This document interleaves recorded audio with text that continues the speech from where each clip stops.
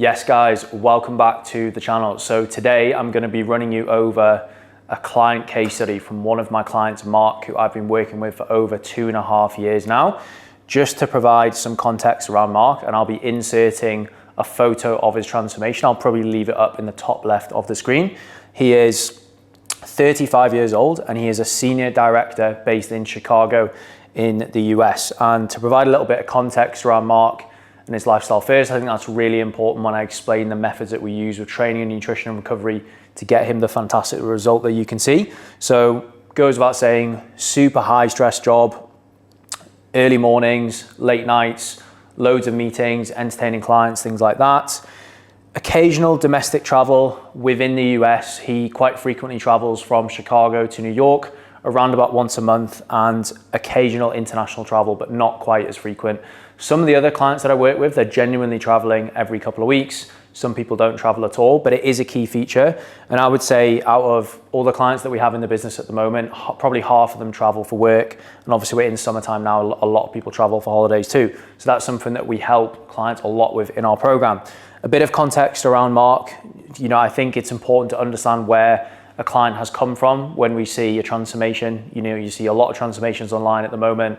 A lot of people are using AI to edit photos and stuff. So Mark came from a background of running. He actually had run a sub-3 marathon a couple of years before he came on board with me. So he was doing a lot of running 5 to 6 times a week, a little bit of strength work here and there, and the odd Barry's bootcamp class as well. His goal when he came on board with me, he was done with running. He wanted to really optimize his health, get himself into a good spot, and most importantly, build lean muscle. And I do find that I would say probably 90% of the men that we bring on board and we work with, their goal is to build lean muscle. So I'm going to be running you over the approach that we took with Mark from a training and nutrition standpoint now. So when it comes to really changing your body composition like Mark has done, training and nutrition are equally as important. But if you want to build a good physique and you want to build muscle mass and stay lean, you're not going to achieve that with just quality nutrition. You've got to train hard. So the approach that we took with Mark, and this is something that I try and find out about all people that come on board with us before we actually build the program, is, obviously what is the goal? We've got to work back from that.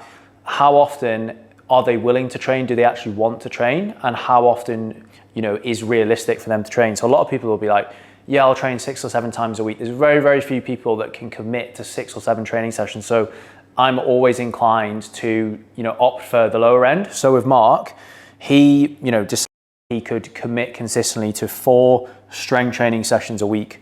You can train more, you can train less. We have some clients that get fantastic results on 3 days a week. We have a few clients that do 5 days a week, but I usually find the sweet spot for most busy men is 3 to 4 lifts a week. So the split that we followed with Mark, I've got more in-depth videos on training splits. You should definitely check those out. But the split we followed with Mark was upper body, lower body, push day and posterior day. Posterior is basically back with a little bit of glutes and hamstrings as well. And the reason that I'm a big fan of this split for clients that want to train 4 times a week is that they get exposure to each major muscle group twice per week. So they're going to get better and faster results following a split like this versus chest day, back day, leg day, things like that. So that's what we opted for. And within these strength training sessions, as I say in the other videos that I've got on the channel, we go into depth on progressive overload, loading and things like that.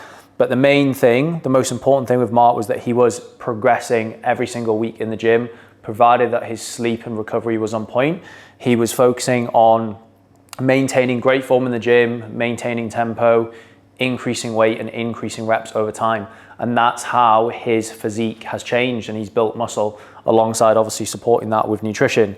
He does 1 cardio session a week. He opts for a Barry's. Not necessarily the most optimal form of cardio to do for his results, but he is social and he likes doing it. And every time that he goes to the New York office and trains with the CEO of the company, they love to do a Barry's class together. So that's a really important thing for me when I work with clients long term, is understanding what sort of training that they enjoy and then allowing them to do that. Because if you don't enjoy the training that you're doing, you're not going to be as adherent long term. Like the reason I am so consistent with my own training is because I absolutely love the sort of training that I do. So 1 Barry's class a week. Mark's got great metabolism. He's eating a lot of food, so he can recover from that high intensity training. Outside of that, obviously, like, steps aren't really training, but it does contribute to Mark's output throughout the week. He does around 8,000 steps a day. Like, his goal is to build lean muscle. So doing a high amount of steps is not hugely important to that, but it does help him break up his day, reduce stress levels, get sunlight, and it helps with digestion as well. You know, some clients, we push them to a higher step count, but I do find with a lot of the busier men that we work with that are at a desk and are in meetings all day, it's unrealistic for them to be doing more than probably 10,000 steps a day. So that is Mark's kind of weekly schedule in terms of training. He gets the majority of his training done before the weekend because he likes to have a solid routine of his training. He likes to do the same thing at the same time each day. And I'm a big fan of that too. I have 2 hours in the morning blocked off in my calendar to get my training done. And he likes to spend time with friends and his partner on the weekends, so he doesn't want to be doing too much training, and he just focuses on rest and recovery. So we're gonna jump into nutrition next. Okay, so the next part, nutrition. As I say, you're not gonna build a physique without the training, but you're also not gonna recover without a great approach to nutrition. So I'm not gonna go into the actual numbers and the macros, just because that's obviously personalized to Mark based off his body weight and his output. But with every client that comes on board with us, we set them up with personalized macro and nutrition targets. So a certain amount of protein per, generally what we recommend is 2 to 2.2 grams per kilo of body weight. Mark is a big guy. He weighs around 88 to 89 kg. So he is consuming above 180 grams of protein a day. We have an essential amount of fats in the diet to keep hormones in a good spot and provide solid energy levels. And then the rest of the calories will come from carbohydrates, which fuel the training. I've got other videos on nutrition if you want to take a deep dive there. In terms of our coaching, we have an amazing nutritionist on board our team as well that sets up all the targets for the clients. For some clients that we work with, we do set them up with meal plans, because some clients like to just kind of like automate the nutrition to someone else to create, and they just like to eat the same things each day. I have found though, for clients like Mark that are more social, that travel a lot, following a meal plan isn't really that sustainable, because it's easy to prep that when you're at home, but when you get taken away from your normal environment, you know, the meal plan disappears. And I often find that people start to overeat and they don't have a clue how to manage their nutrition. So there's a massive amount of education within our program around nutrition. So Mark follows a more flexible tracking approach where I will analyze his nutrition, look at what he's eating, give him tips, but the most important thing is that he is hitting his macros day to day and he's staying within his calorie target throughout the week. Because Mark's goal is to build lean muscle, we have him in a slight surplus at the moment. So he's eating slightly more calories each day than he is burning, with the goal of building muscle. Most of the clients that come on board, I would say 90 to 95%, we start with a fat loss phase first to trim down body fat to then put them in a good position to build muscle. But this is what we're doing with Mark at the moment. A key feature for Mark when he is traveling for work and with his partner and his friends on the weekend is eating out. So again, going back to what I was saying before about education around nutrition, we work closely with clients to teach them how to manage their nutrition on the go. You know, not even when they're just eating out, when they're going through airports and things like that. It's really important that they have the knowledge to be able to make good decisions around nutrition. And in the first month, when a new client comes on board with us, we'll have quite an intensive period where they will send us menus at restaurants. We will have a look. We will recommend what to eat. We will kind of test them, and they will show us how they are tracking things in MyFitnessPal, which is the app that we use to track nutrition. And before you know it, after a couple of months, they can pretty much go into any restaurant in the world, know what to eat, and also know how to track it as well. Our coaching, as you will have seen from other videos on the channel, it's heavily data driven. So it's really important that all our clients are tracking what they're eating so we can capture the data and make informed decisions as to whether we make changes to their plan. So targets to hit with nutrition through macros is really important. I recommend a flexible tracking approach for most clients, provided that the quality of food that they're eating is good. You know, I have a kind of key saying, whole foods 85 to 90% of the time. Have a few processed things here and there if you want to, and you can't really go wrong with that.